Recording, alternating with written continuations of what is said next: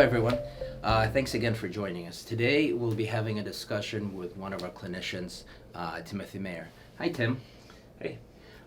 Today I thought it might be a good idea to talk a little bit about Tim's expertise and how he works with kids and families. Tim, could you tell us a little bit about that?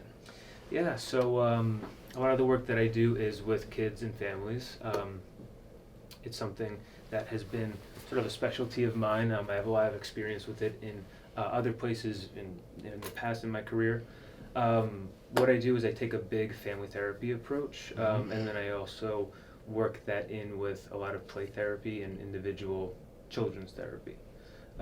So it's been it's something that I really enjoy doing, and it's been something that's been really great for me and a lot of the kids that I see. Great.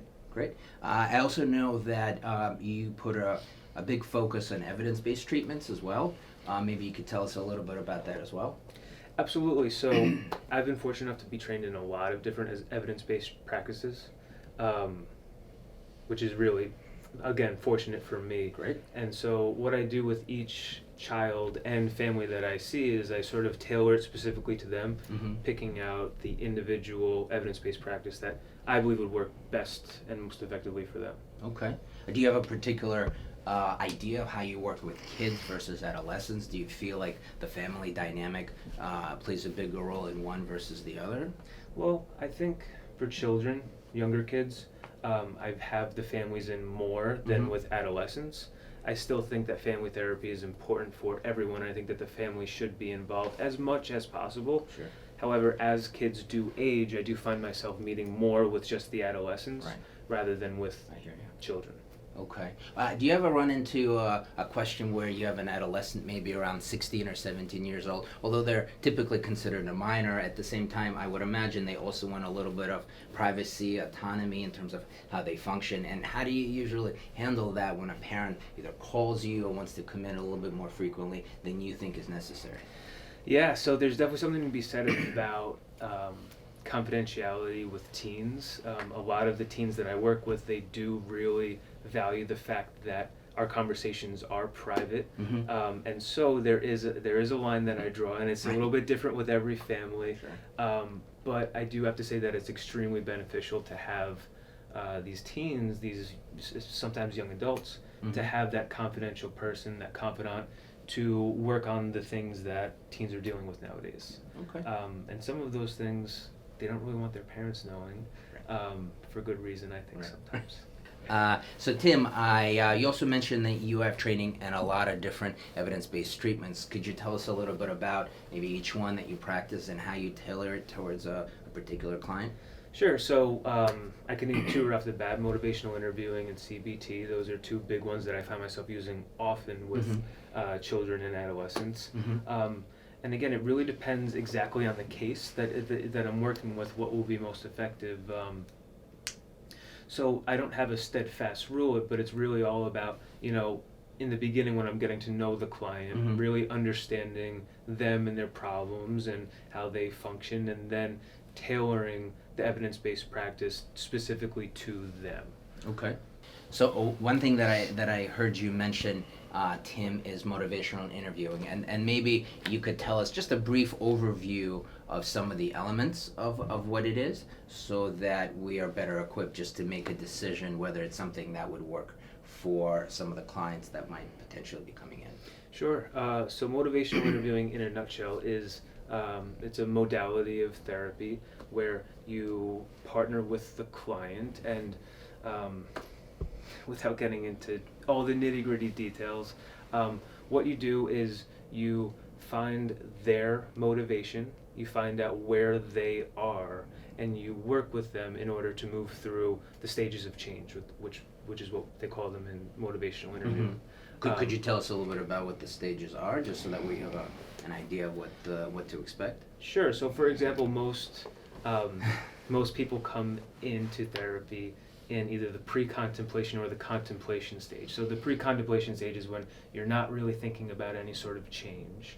And the contemplation stage is where you're what we call ambivalent about making a change. That means that you feel two different ways about the same thing. So, for example, if a child comes in or an adolescent comes in and they are in the contemplation stage, they're ambivalent about making some sort of change, whatever that change might be.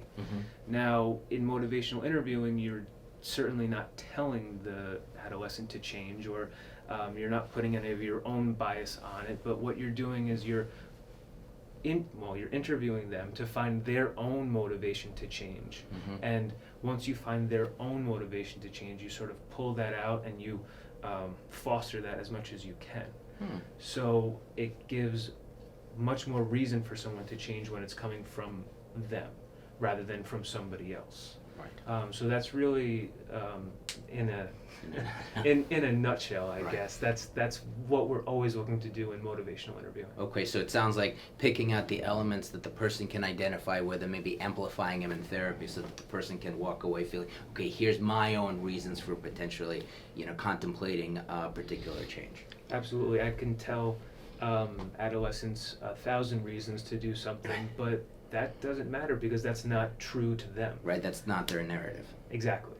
And so really it's about finding theirs. Right. Do you particularly use motivational interviewing with one subset of individuals? That's something that may come to mind, and maybe then you follow up with more cognitive behavioral techniques?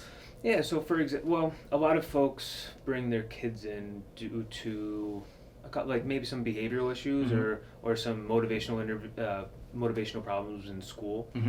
So for example, if someone is maybe not performing as well as they could be in high school, I would probably right off the bat start off with a lot of motivational interviewing to really ramp up that motivation and that drive to perform better. But then if there's other things that need to be worked on in a cognitive behavioral way, then I would absolutely kind of weave that in as needed. Any particular technique that comes to mind when you're thinking about motivational interviewing that really you feel like from your experience really works, especially with that sort of a young adult population? Yeah, so in motivational interviewing, one of the big parts of it is the MI spirit, they call it. And so in the motivational interviewing spirit, it's really all about putting the client first, understanding them from their point of view, and really walking alongside the client to increase their motivation. So I think kids and adolescents, they have a lot of people telling them what to do, which I don't think necessarily increases too much motivation. But when you have a therapist, an older adult, walking alongside someone to get them to a point where they want to get to, I've found it to be extremely effective. So I guess I would say that, in motivational interviewing, really the motivational interviewing spirit is key. Gotcha. Okay, yeah, that makes a lot of sense to me, especially, I would imagine, as you said, with kids and adolescents, parents and just adults in general typically tell them what to do. But having an individual who's impartial, who's able to sort of accept and sort of authentically relate to them what they're going through, I feel like is kind of what you're saying, and is really captured well in motivational interviewing. Yeah, absolutely. So my first goal always is to really establish a really good relationship with the child or the adolescent, and really kind of build that rapport with them, so that way we can work on whatever it is that we need to work on together. Great. And anything about cognitive behavioral therapy that jumps to mind that you find yourself using more frequently than others? What jumps out at me, a lot of adolescents and teens, they come in, they feel very anxious. They're anxious at school, they're anxious taking tests, they're anxious performing. And I use CBT an awful lot when it comes to anxiety.